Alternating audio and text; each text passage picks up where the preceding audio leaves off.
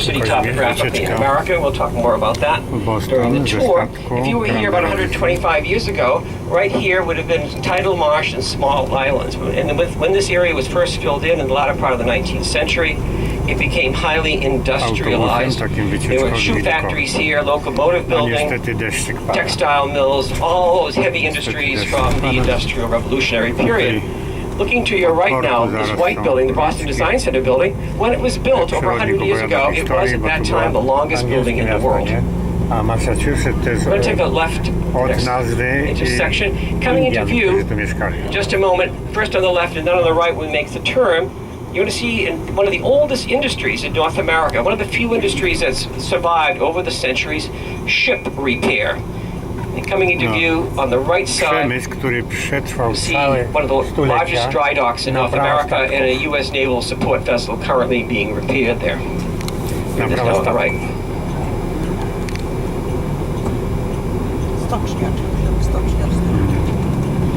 As the bus rolls along, if you look to your right side, you'll see in the distance the control tower of Logan Airport. That's across Boston Harbor, which is on our right.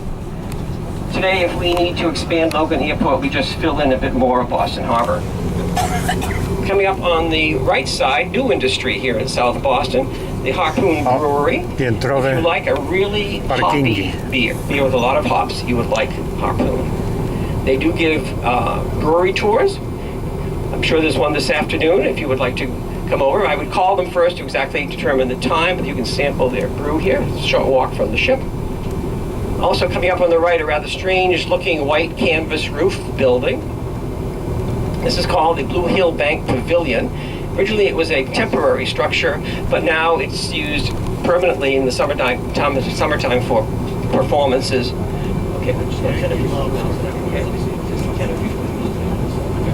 coming up on the right, you see a brick building with some green flashing along the roof line. This is Boston's historic fish pier. Fishing was a major industry here from the colonial period up into the 1950s when it began its long, slow decline. You still see a couple of fishing boats at the dock, but nothing like it would have been 50 or 60 years ago. Now, Boston has been very fortunate over the centuries as one industry or economic activity died out. Something new came along to provide employment for the citizens of Boston. During the colonial period, we had fishing trade. New England codfish was salted and sent around the world. Also, beaver was a very popular trade too. People wore beaver hats. You may have seen a picture of a portrait of Benjamin Franklin in his beaver hat. Later in the beginning of the 19th century, we had the opening of the China trade. The great clipper ships were designed and built here in Boston at that time. And then the Industrial Revolution came through in the latter part of the 19th century. Boston became the center for textiles and shoe manufacturing in particular. And more recently, we've had the computer period. Companies like Prime and Digital Equipment, Wang, they're all gone now. And we're about to enter, in the next block here, some new construction. This is what we call the Innovation District of Boston, these new buildings going up, and some of them recently completed. This is to house the new growth industry here, which is biotechnology and pharmaceuticals.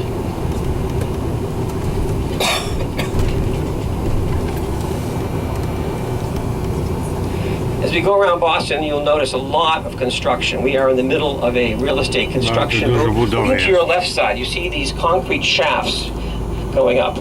They build, those are the elevator shafts. They build the elevator shafts first, and then they put the building around them.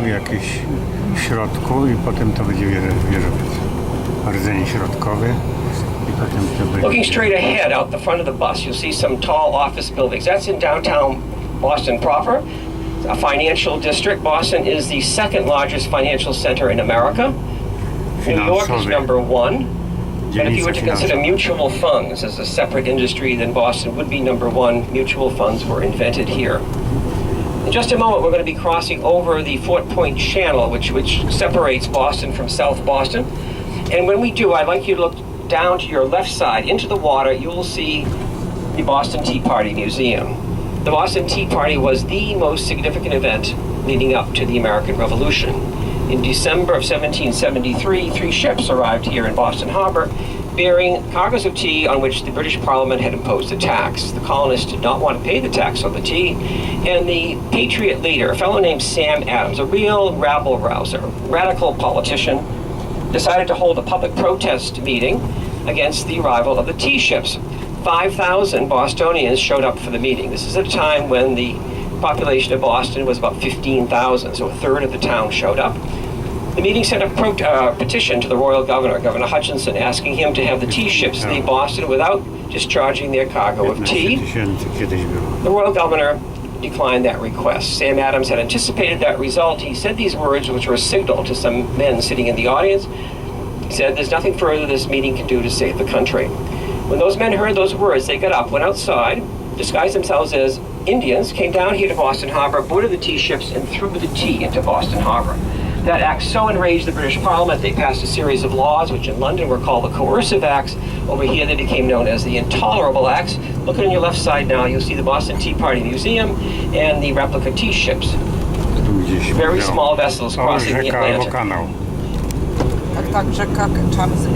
The Intolerable Acts closed the port of Boston to all commercial traffic, virtually strangling the local economy, dissolved the colonial assembly, declared martial law, sent thousands of British troops here to Boston, which had to be housed or quartered in the homes of the colonists, and they issued arrest warrants against the Patriot leader, Sam Adams, and the person who was bankrolling all of Sam Adams' schemes at the time, the richest merchant in Boston at the time, called John Hancock. Today we know that John Hancock made most of his money through smuggling, avoiding the British customs duties. Looking left and right now in front of us, we're going to take a right-hand turn. You see some green space. If you were here about 15 years ago, in front of us would have been an elevated interstate highway, 8 lanes wide. The highway is still here, but now it's 50 feet below ground. We call this the Big Dig. The actual name is called the Central Artery Tunnel Project. It is still America's largest public works project ever undertaken. It took over 15 years to complete at a cost of over $15 billion, that's billion with a B, tax dollars. As a result of the Big Dig, although over 30 acres of new parkland has been created here in the heart of the city and along the Charles River. And this area of the park on the left is called the Rose Fitzgerald Kennedy Greenway, named after the matriarch of the Kennedy clan. Now, Boston's been very fortunate over the centuries to have some world-class architects who have lived and worked here. Looking to your left side across the Greenway, you see a very heavy granite building with rounded windows and a turret. This is in a style of architecture called Richardsonian Romanesque. Henry Hobson Richardson, one of America's great Victorian period architects, lent his name to this style of architecture, and we will see his masterpiece, Trinity Church, later in the tour. Behind the Richardsonian building, you see the tall granite tower with clock faces. This was built as the U.S. Customs House. Customs duties were the major source of revenue for the United States government prior to the imposition of the income tax. When it was built as a federal building, it did not have to abide by the local height restrictions. So it was the tallest building in Boston for over a half a century. The Customs Service no longer needed that building. Rather than tear it down, it's now been converted to a Marriott timeshare hotel.